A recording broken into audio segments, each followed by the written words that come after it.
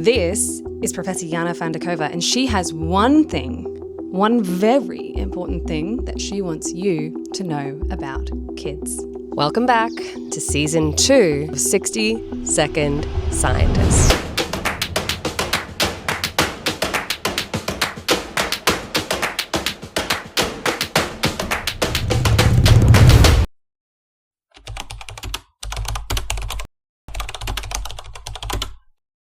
Just waiting for the plane to go overhead. Exceptional timing. Welcome back to Season 2 of 60 Second Scientist. Today we are doing Episode 3 with Professor Yana Fandakova. Yana works at the University of Trier. She is a professor in the School of Developmental Psychology, and she is the lead of a lab, which I'm going to check the name of now, the Learning Brain Lab. And again, just as all our other scientists have been, Yana is a Jacobs Foundation Research Fellow. I do believe they have now just had a slight name change. It is now Jacobs CIFAR Research Fellow. CIFAR is the Canadian Institute for Advanced Research. Let's move on into our episode with Yana Fandakova. Yana's episode is short and sweet because Yana actually did what I initially set out to do, which was 60 Second Scientist. Technically, I think the clip is about 3 minutes long, but Yana tells us one very important thing about how to develop children's curiosity, and it's not in the way that you think.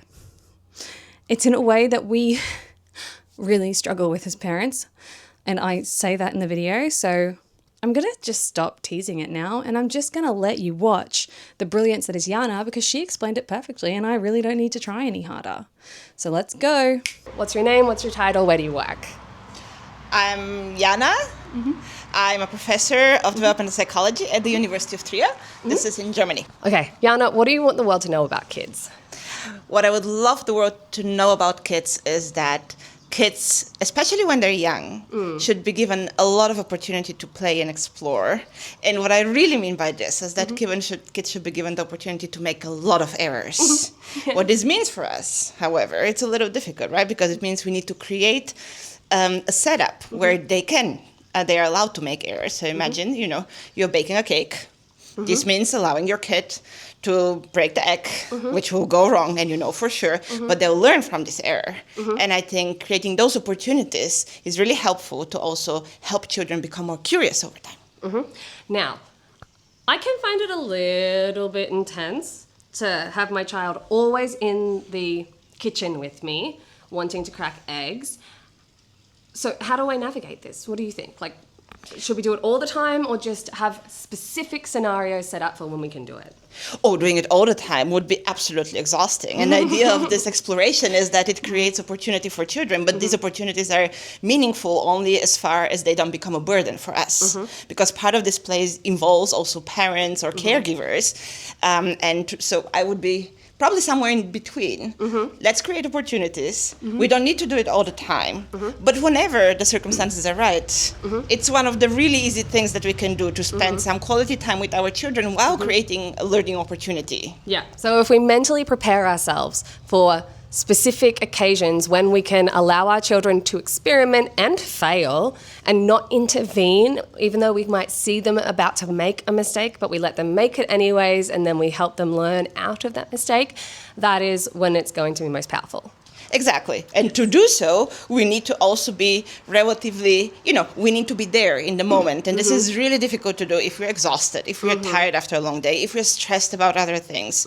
So those opportunities will come naturally in the cases where we feel we are ready for it, and then our children will get the most out of it. Right. So it's okay that we don't do it all the time.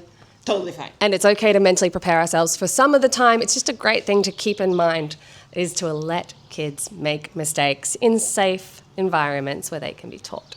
Exactly. Woo! We love it! That was Yana. I loved her. And fun fact that no one knows because it happens in like the Ivory Tower, or in this case, it happened in the Marbach Castle on the border of Switzerland and Germany. We conspired to try and do a worldwide study of Bluey. We just didn't get funding for it. So if you think that we should do a worldwide study of Bluey, let me know down in the comments, and maybe we will get renewed passion and vigor to chase that project down. Anyways, That was Yana talking about how children's curiosity develops when we allow them to fail. How children's skills even develop when we allow them to make mistakes. And I realized while editing that video back 6 months later that I have fallen into a terrible habit of intervening when I know my children are going to make mistakes, particularly my 2-year-old, because he makes a lot of mistakes because he's 2. So this is a really good reminder for me to not make mistakes. Well, wrong, brain's not working even now. It's a great reminder for me to let my children fail, to let my children get frustrated, even though that's very loud and overwhelming when they start to yell. It's worth it for their brains. It's also worth it to intervene sometimes because sometimes parents just get overstimulated and can't handle it, and that is okay too.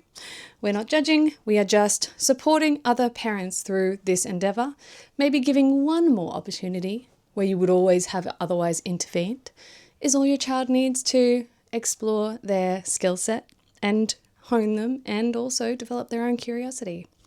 On another note, there is a new crop of fellows. If you'd like to go and see class of 2026, Jakob's CIFAR research fellows, who are just some of the coolest, most kind and hardworking people you'll ever meet on earth. But there is also a new call for the 2027 version of this. So if you are a scientist, you are an early career researcher or even a middle career researcher, I don't think there's too much in terms of restrictions on how long you've been out of university, but I will leave a link down below in the description for you so you can go and consider whether you might like to apply. And just because you think that you are not good enough, because I know you if you're an academic and you probably think you're not good enough, you should apply anyways because it's a really quick form and it's worth it.